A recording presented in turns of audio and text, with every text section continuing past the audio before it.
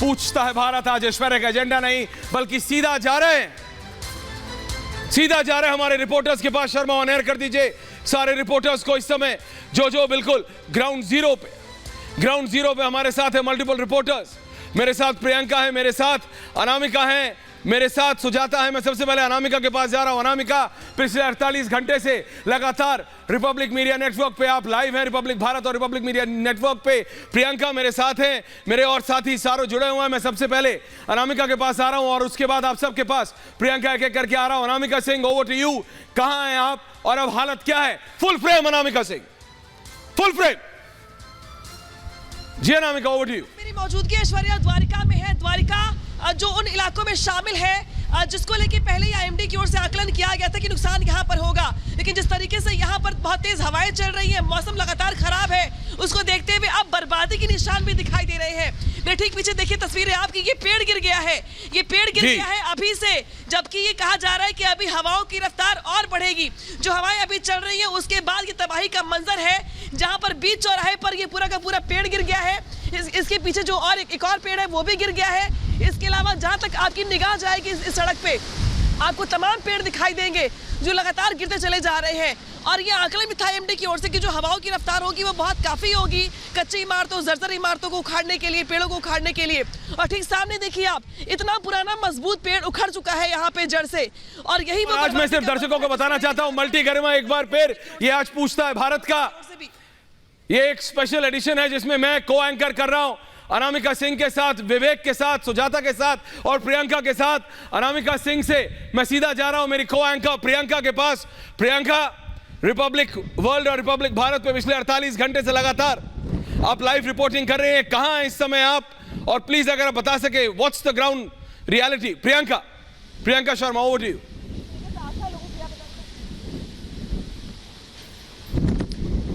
जी बिल्कुल ऐश्वर्या, इस वक्त हम खड़े हैं मांडवी पोर्ट के पास और अभी कुछ ही मिनटों पहले हमारे पास आईएमडी का एक अलर्ट आया है कहते हुए कि लैंडफॉल का जो प्रोसीजर है वो पूरी तरह से चालू हो चुका है, जिसका इफेक्ट हमको यहाँ पर अनुभव करने मिल रहा है कि जो विंड की रफ्तार है, जो हवा की रफ्तार है वो बढ़ती जा रही है। उसकी वजह से यहाँ पर हिलना भी ज्यादा मुश्किल होता जा रहा है और जो बारिश हो रही है वो भी ज्यादा होती जा रही है, क्योंकि 15-20 मिनट के बीच में जो वेरी टू हैवी रेनफॉल जिसको कहते हैं वो जरूर हो रही है।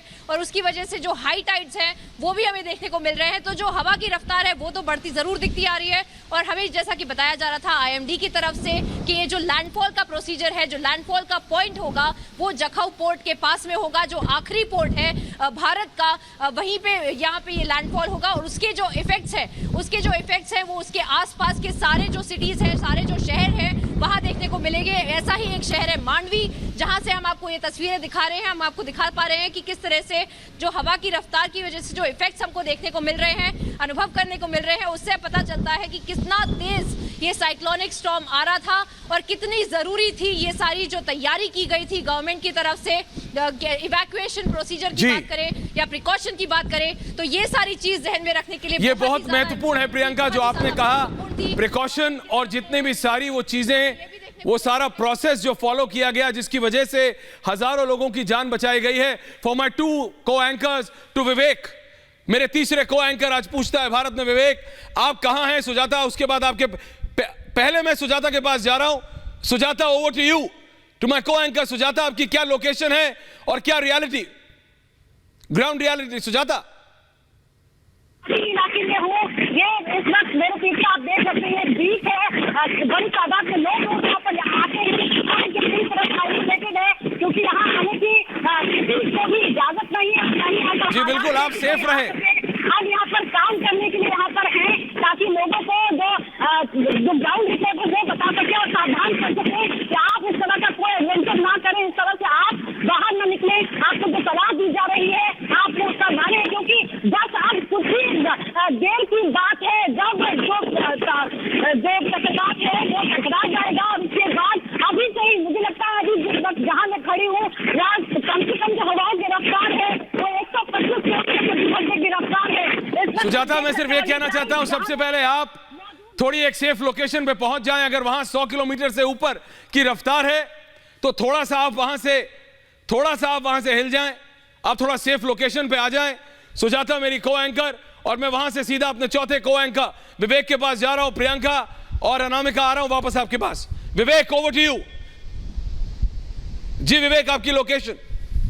बिल्कुल ऐश्वर्या, यहाँ पर तूफान का असर दिखाई दे रहा है। इस वक्त हम मुंबई के जुहू बीच पर मौजूद हैं और जुहू बीच पर तेज हवाएं चल रही हैं और तूफान का साफ साफ असर मुंबई में भी दिखाई दे रहा है। आप देखेंगे, मुकेश जरा दिखाइए कैमरा करके, ये पूरा जुहू बीच जहां पर लोगों की भीड़ लगती थी, आज यहाँ पर कोई नहीं है। वजह है कि यहाँ पर प्रशासन ने लोगों को रोका हुआ है। ये जो झंडा आप देख पा रहे हैं, इस झंडे के चिथड़े उड़ने लगे, इतनी तेज हवा चल रही है। तो गुजरात में क्या होगा ये हम महसूस कर सकते हैं। और तूफान जिस तरह से लगातार करीब आ चुका है, करीब करीब उसका प्रोसेसर शुरू हो चुका है, तो उसका असर सीधा सीधा यहाँ पर दिखाई दे रहा है। जुहू बीच पर पूरा सन्नाटा है विवेक। लेकिन मैं ये पूछना चाहता हूं, प्रिकॉशंस लोगों को वहां पे जो लाइफ गार्ड्स हैं, जो कोस्ट गार्ड्स हैं, जिसकी बात अभी प्रियंका और अनामिका कर रही थी, जैसे सुजाता भी बता रही थी कि दरवाजे बंद कर दिए गए हैं, किसी को आगे नहीं जाने दिया जा रहा है, लाइट्स ऑफ कर दी गई हैं, प्रिकॉशन लिए जा रहे हैं। यह भी एक बहुत महत्वपूर्ण पार्ट है।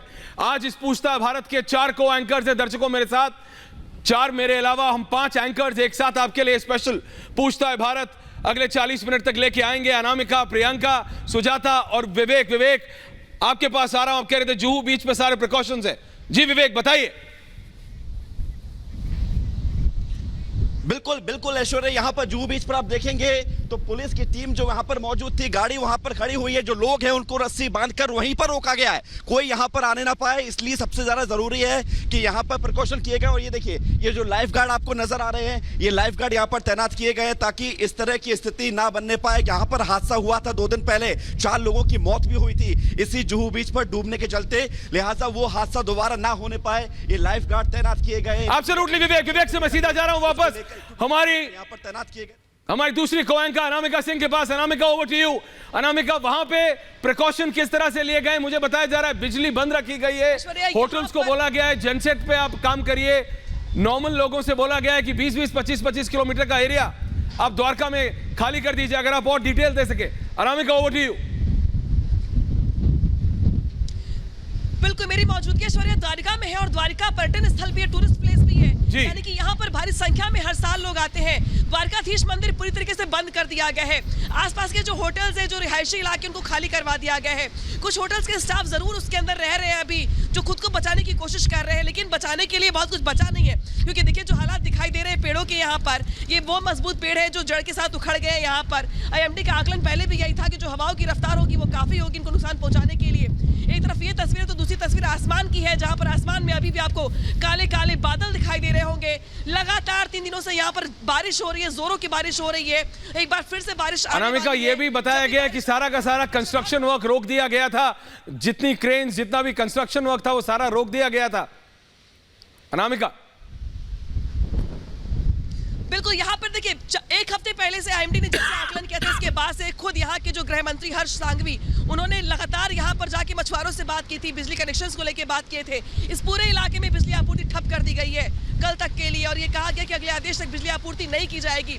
इसी के साथ साथ ये भी कहा गया कि कोई निर्माण कार्य नहीं होगा, स्कूल कॉलेज पहले से ही बंद कर दिए गए हैं। यानी कि जो कदम उठाए गए सरकार की ओर से, प्रशासन की ओर से एहतियात के तौर पर, अब देखना ये होगा कि चक्रवाती तूफान जब होके गुजरता है तो कितने निशान छोड़ जाता है अपने, और क्या कुछ बर्बाद करता है। वहीं पे आप बोल रही थी अनामिका, वहीं पे आपके पीछे एक दुपहिया वाहन पे व्यक्ति जा रहा था, तो police has to do more, मेरे को ऐसा लग रहा है। और